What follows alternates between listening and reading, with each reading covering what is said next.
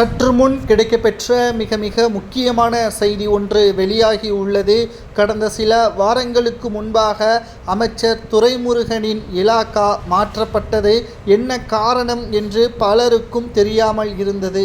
அரசியல் தெரிந்தவர்களுக்கு தெரிந்திருக்கும். கனிம வளங்கள் கொள்ளையடித்து பிற மாநிலங்களுக்கு கொண்டு செல்வது திமுகவின் ஆட்சியில் அதிகமாகிவிட்டது என்று பல்வேறு புகார்கள் தொடர்ச்சியாக வந்தது.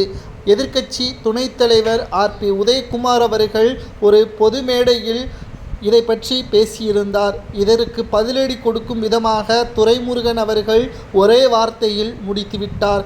உங்களது ஆட்சியில் லாரிகள் என்ன பிற மாநிலங்களுக்கு செல்லாமலா இருந்தது?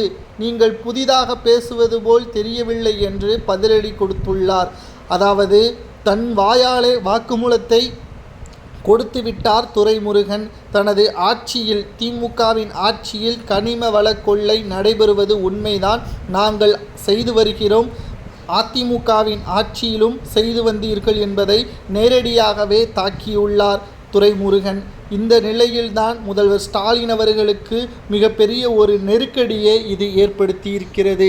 ஏனென்றால் இன்னும் சட்டமன்ற தேர்தல் நடைபெறுவதற்கு 9 மாதங்கள் தான் இருக்கிறது. ஏற்கனவே கனிம வள கொள்ளை வழக்கில் துரைமுருகன் பெயர் நீதிமன்றத்தில் அமலாக்கத்துறை அதிகாரிகளால் பதிவு செய்யப்பட்டு விசாரணையும் நடத்தப்பட்டு வரக்கூடிய நிலையில் கனிம வள கொள்ளை நடைபெறுவது உண்மைதான் என்று அவரே வாக்குமூலம் அளித்திருந்ததன் காரணமாக மீண்டும் அவருக்கு அதே துறையே கொடுத்தால் நிச்சயம் சிக்கலாக மாறிவிடும். ஏனென்றால் பல்வேறு புகார்கள் தொடர்ச்சியாக வந்து கொண்டு இருக்கக்கூடிய காரணத்தினால் கனிம வளத்துறை ஒட்டுமொத்தமாக சட்டத்துறையை நிர்வகித்து வந்த ரகுபதி அவர்களிடமும் சட்டத்துறை தற்பொழுது துரைமுருகனிடமும் ஒப்படைக்கப்பட்டுள்ளது. ஆனால் முறைப்படி பார்த்தால் துரைமுருகனை அமைச்சரவையிலிருந்து நீக்க வேண்டும். ஆனால் நீக்காமல் பதவியை மட்டும் மாற்றியிருப்பது நிச்சயமாக மக்களுக்கு ஏமாற்றத்தை தான் அளிக்கிறது.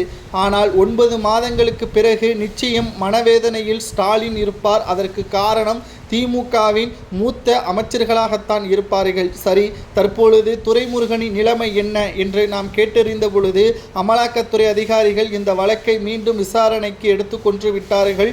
நிழல் உலக மணல் கொள்ளையின் மாஃபியா தலைவராக இருக்கக்கூடிய ஒட்டுமொத்தமாக யாருக்கும் தெரியாத ஒரு நபர் தான் மணல் கொள்ளையின் மாஃபியாவாக இருக்கக்கூடிய கரிகாலன் அவர்கள் துரைமுருகனின் நெருங்கியவர் மற்றும் நெருங்கிய நண்பர் என்றே கூறலாம். அவர் மூலமாகத்தான் மணல் கொள்ளை வழக்கு நடைபெற்று கொண்டிருக்கிறது. இந்த ஒட்டுமொத்த ஆவணங்களையும் அமலாக்கத்துறையினர் கைப்பற்றிவிட்டார்கள். இவர்களுக்கு என்ன தண்டனை வழங்கலாம் என்பதை கமெண்ட் வாயிலாக கூறுங்கள்.